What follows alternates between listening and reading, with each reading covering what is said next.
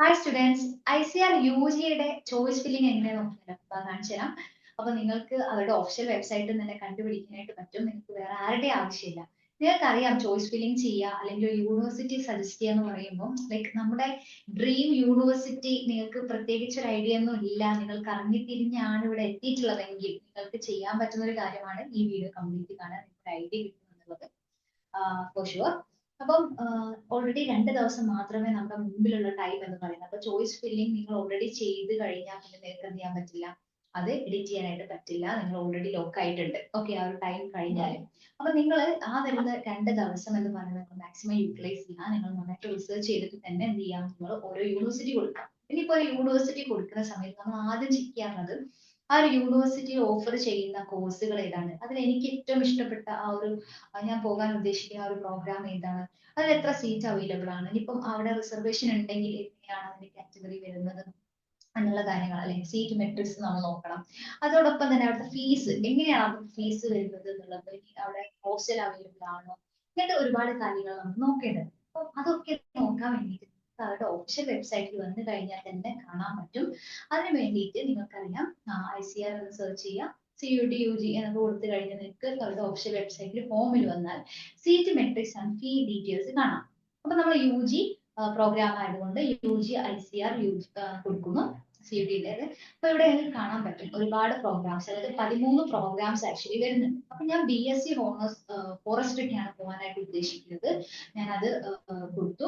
അത് കൊടുത്തു കഴിഞ്ഞിട്ട് ഞാൻ എന്ത് ചെയ്യാണ്, ഇവിടെ സെക്യൂരിറ്റി കോഡ് കൊടുക്കുകയാണ്. ഓക്കെ, അങ്ങനെ സെക്യൂരിറ്റി കോഡ് കൊടുത്ത് ഓക്കെ കൊടുക്കുക, അല്ലെങ്കിൽ എൻ്റർ ചെയ്ത് കഴിഞ്ഞാൽ നിങ്ങൾക്ക് ഇവിടെ സീറ്റ് മെട്രിക്സ് കാണാൻ പറ്റും. അതായത് ICR-ന്റെ അണ്ടറിൽ വരുന്ന ഏതൊക്കെ യൂണിവേഴ്സിറ്റീസിലാണ് ഈ ഒരു BSc ഹോണേഴ്സ് ഫോറസ്ട്രി കൊടുക്കുന്നത് എന്നത് കാണാൻ പറ്റും. ഇപ്പോൾ സെൻട്രൽ അഗ്രികൾച്ചർ യൂണിവേഴ്സിറ്റി ഇംഫാല് നോക്കിക്കഴിഞ്ഞാൽ ഇവിടെ 5 സീറ്റാണ് ടോട്ടൽ ആയിട്ട് വരുന്നത്. ഓക്കെ, അത് SC-യിൽ ഒരു സീറ്റ് വരുന്നുണ്ട്, OBC-ക്ക് ഒരു സീറ്റാണ്, പിന്നെ ജനറൽ കാറ്റഗറിക്ക് 3 സീറ്റ്, അങ്ങനെയാണ് ടോട്ടൽ 5 സീറ്റ് അവർ കൊടുക്കുന്നത്. ഇനി അതിന്റെ നമ്മൾ ബാക്കി കാര്യങ്ങൾ നോക്കുന്ന സമയത്ത് അവർ പറയുന്നുണ്ട് എലിജിബിൾ ഗ്രൂപ്പ് എന്ന് പറയുന്നത് ലൈക്ക് അവർ +2 നിങ്ങൾ പഠിച്ചിരിക്കേണ്ടത് PC അല്ലെങ്കിൽ PCB കോമ്പിനേഷൻ ആയിരിക്കണം എന്ന് പറയുന്നുണ്ട്. നിങ്ങൾ മെൻ ആയിക്കോട്ടെ അല്ലെങ്കിൽ വുമൺ ആയിക്കോട്ടെ ഒരു രജിസ്റ്റർ ചെയ്യേണ്ട ടൈം പീരീഡ് പറയുന്നത് അവൈലബിൾ ആണെന്ന് പറയുന്നുണ്ട്. ഓക്കെ, ഇനി ആനുവൽ ഫീസ് സ്ട്രക്ചർ അവരോട് കൊടുത്തിട്ടുണ്ട്. ആനുവൽ ഫീസ് സ്ട്രക്ചർ എന്ന് പറയുമ്പോൾ അവിടെ വിതൗട്ട് ഫുഡ് ചാർജ് ആയിട്ടുള്ള ഹോസ്റ്റൽ ഫീസും കൂടെ ഇൻക്ലൂഡഡ് ആണ് ഈ ഒരു എമൗണ്ട് എന്ന് പറയുന്നത്. ഇനി നമ്മൾ അടുത്ത ഒരു യൂണിവേഴ്സിറ്റി നോക്കുകയാണ്, അവിടെ Chandrashekhar Azad university of agriculture technology കാലിക്കറ്റാണ്. ഇവിടെ നിങ്ങൾ നോക്കുന്ന സമയത്ത് നിങ്ങളുടെ ഇന്റർമീഡിയറ്റ് അല്ലെങ്കിൽ നിങ്ങളുടെ +2 എന്ന് പറയുന്ന അഗ്രികൾച്ചർ സയൻസിലോ അല്ലെങ്കിൽ PCB കോമ്പിനേഷൻ പഠിച്ചിരിക്കണം, PCM അല്ലെങ്കിൽ PCMB കോമ്പിനേഷൻ ആയിരിക്കണം എന്നൊക്കെ അവർ പറയുന്നുണ്ട്. ഓക്കെ, ഫിസിക്സ് കെമിസ്ട്രി അഗ്രികൾച്ചർ അല്ലെങ്കിൽ ഫിസിക്സ് കെമിസ്ട്രി ബയോളജി അല്ലെങ്കിൽ ഫിസിക്സ് കെമിസ്ട്രി മാത്തമാറ്റിക്സ്. ഓക്കെ, ഇനി മറ്റൊരു കാര്യം പറയുന്നത് എല്ലാ ജെൻഡേഴ്സിനും അപ്ലൈ ചെയ്യാനായിട്ട് പറ്റും. മാക്സിമം ഏജ് ലിമിറ്റ് പറയുന്നുണ്ട്, ഏജ് 22 ഇയേഴ്സ് ആയിരിക്കണം മാക്സിമം ഏജ് എന്ന് പറയാൻ എത്രയാവാൻ പാടുള്ളൂ എന്ന് അവരോട് പറയുന്നുണ്ട്.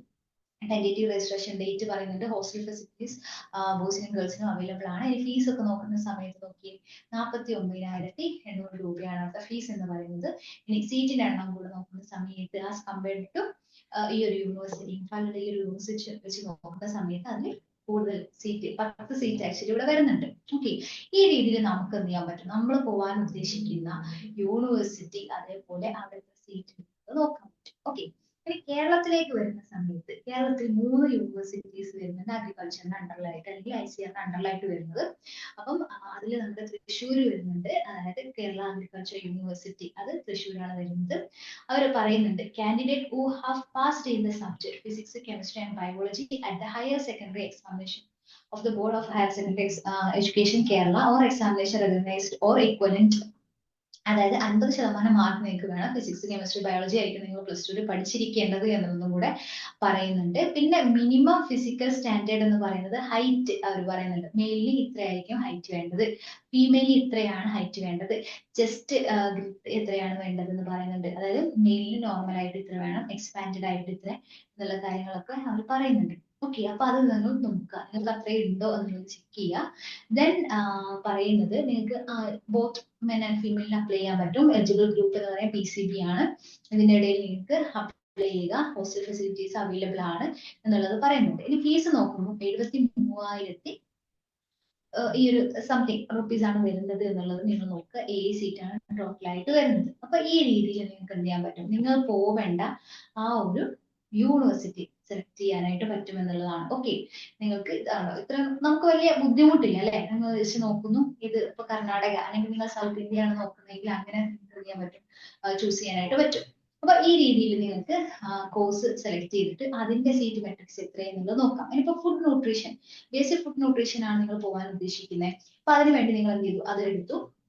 അതിൽ നിങ്ങൾ നിങ്ങൾ എന്ത് ചെയ്യാൻ പോവാണ്, നിങ്ങളുടെ ഈ ഒരു സെക്യൂരിറ്റി കോഡ് നമ്മൾ കൊടുത്തു. ഓക്കെ, സെക്യൂരിറ്റി കോഡ് കൊടുത്തു കഴിഞ്ഞാൽ കാണാൻ പറ്റും എഗെയിൻ ഇതാ ഈ ഇംഫാൽ എന്ന് പറയുന്ന central agriculture university Imphal actually അവർ എന്ത് ചെയ്യുന്നുണ്ട്, ഈ ഒരു പ്രോഗ്രാം ന്യൂട്രീഷനും അവർ പ്രൊവൈഡ് ചെയ്യുന്നുണ്ട്. അതിൽ PCB അല്ലെ PCM ആണ് വേണ്ടത് എന്നുള്ളത് പറയുന്നത്. ബാക്കി അതിന്റെ ഫീസും കാര്യങ്ങളൊക്കെ അവർ കൊടുത്തിട്ടുണ്ട്. ടോട്ടൽ 4 സീറ്റാണ് അവൈലബിൾ ആയിട്ടുള്ളത്. ഇനി doctor Rajendra Prasad central agriculture university പൂസയിലേക്ക് വരുന്ന സമയത്ത് ഇവിടെ 22 സീറ്റ് ടോട്ടലായിട്ട് വരുന്നുണ്ട്. ഫീസ് ഇത്രയാണ് വരുന്നത്. അപ്പൊ നിങ്ങൾക്ക് ഈ രീതിയിൽ എന്ത് ചെയ്യാൻ പറ്റും, ജസ്റ്റ് നോക്കിയിട്ട് കണ്ടുപിടിക്കാനായിട്ട് പറ്റും എന്നുള്ളതാണ്. ഓക്കെ, അപ്പൊ ഒരു ഐഡിയ ഉണ്ടാക്കുക, നിങ്ങൾ ഏത് കോഴ്സിന് ഏത് സബ്ജക്റ്റിന് എന്ത് പോകുന്നു എന്നുള്ളത് ജസ്റ്റ് വേണമെങ്കിൽ എല്ലാം ഇതേപോലെ സെർച്ച് ചെയ്ത് നോക്കി കഴിഞ്ഞാൽ ഒരു ഐഡിയ കിട്ടും. ഓക്കെ, ആ രീതിയിൽ നിങ്ങൾ നോക്കുക. ഇനി മറ്റൊരു കാര്യം എന്ന് പറയുന്നത്, ഇപ്പം നിങ്ങൾ ഓൾറെഡി ഇതൊരു റിസർച്ച് ചെയ്യുന്ന സമയത്ത് നിങ്ങൾ ഒരു പേപ്പർ എടുത്തിട്ട് നിങ്ങൾ പോവേണ്ടത്, ഓക്കെ, അതായത് മോസ്റ്റ് സാധ്യതയുള്ള ഒരു യൂണിവേഴ്സിറ്റീസ് എന്ന് പറഞ്ഞ ലിസ്റ്റ് ഇടുക, പിന്നെ ലീസ്റ്റ് ആയിട്ടുള്ള ഒരു യൂണിവേഴ്സിറ്റി സാധ്യത എന്ന് പറഞ്ഞ ലിസ്റ്റ് ഇടുക. ഈ രീതിയിൽ നിങ്ങൾക്ക് എന്ത് ചെയ്യാൻ പറ്റും, കമ്പയർ ചെയ്യാനായിട്ട് പറ്റും. അത് നിങ്ങൾക്ക് ഹെൽപ്ഫുൾ ആയിരിക്കും ഇത് ചോയ്സ് ഫില്ലിങ്ങിന്റെ സമയത്ത്. ഒരു 10ഓ 20ഓ യൂണിവേഴ്സിറ്റി സീരിയസ് ആയിട്ട് തന്നെ കൊടുക്കുക. ബാക്കിയുള്ളത് നിങ്ങൾ റാൻഡം ആയിട്ട് കൊടുത്താലും വലിയ കുഴപ്പമൊന്നുമില്ല. അപ്പൊ നമുക്ക് കിട്ടിയിട്ടുള്ള യൂണിവേഴ്സിറ്റിയിലെ ഫീസ് നമുക്ക് താങ്ങാൻ പറ്റിയിട്ടില്ലെങ്കിൽ അതൊരു ബുദ്ധിമുട്ടായിരിക്കും. സോ ആ കാര്യങ്ങളൊക്കെ നോക്കാം. ഇനി മറ്റൊരു കാര്യം, നിങ്ങൾക്ക് ഓൾറെഡി എന്ത് ചെയ്തിട്ടുണ്ട്, മനസ്സിലായിട്ടുണ്ട് ഏത് യൂണിവേഴ്സിറ്റിയിൽ ഏത് കോഴ്സിന് പോകണം എന്നുള്ളത്. ഇനി രണ്ടാമതായിട്ട് നോക്കേണ്ടത്, നമുക്ക് കിട്ടിയിട്ടില്ല, അതായത് ICRന്റെ റാങ്ക് ഒന്നും അല്ലെ, ആ റാങ്ക് വെച്ചിട്ട് നമുക്ക് അവിടെ ജോയിൻ ചെയ്യാൻ പറ്റുമോ എന്ന് അറിയാൻ വേണ്ടി ഏറ്റവും നല്ല കാര്യം കഴിഞ്ഞ കൊല്ലം ആ ഒരു കട്ട് ഓഫ് കിട്ടിയ കുട്ടി അവിടെ ജോയിൻ ചെയ്തിട്ടുണ്ടോ എന്നുള്ളത് നോക്കലാണ്. അപ്പൊ അതിനുവേണ്ടി കട്ട് ഓഫ് 2025 എടുത്ത് കാണാൻ പറ്റും. നമ്മൾ CUT അയക്ക് UG 2026 ക്ലിക്ക് ചെയ്ത് കഴിഞ്ഞാൽ ഇത് വലിയൊരു ലിസ്റ്റ് ആണ്. ഓക്കെ, അത് 886 പേജസ് ഉണ്ട്. അപ്പൊ നമ്മൾ എന്ത് ചെയ്യുന്നില്ല, കംപ്ലീറ്റ് ആയിട്ട് ഇങ്ങനെ നോക്കാൻ പോകുന്നില്ല. പകരം അവര് അലോട്ട്മെന്റ് റൗണ്ട്, നിങ്ങൾക്ക് അറിയാം 4 റൗണ്ട് ആണുള്ളത്. അപ്പൊ ഫസ്റ്റ് റൗണ്ട് സെക്കൻഡ് റൗണ്ട് എന്നൊക്കെ കാണാൻ പറ്റും. നിങ്ങളിപ്പം ആന്ധ്രാപ്രദേശിലുള്ള ഒരു പിന്നെ ഇതാണ് ഒരു കോളേജ് ഒരു യൂണിവേഴ്സിറ്റി ആണ് നോക്കുന്നതെങ്കിൽ അതാണ് ആദ്യം കാണിക്കുന്നത്. അതിൽ അവർ പ്രൊവൈഡ് ചെയ്യുന്ന ഏതാണോ കോഴ്സ്, ഓക്കെ, അതും ഇവിടെ കൊടുത്തിട്ടുണ്ട്.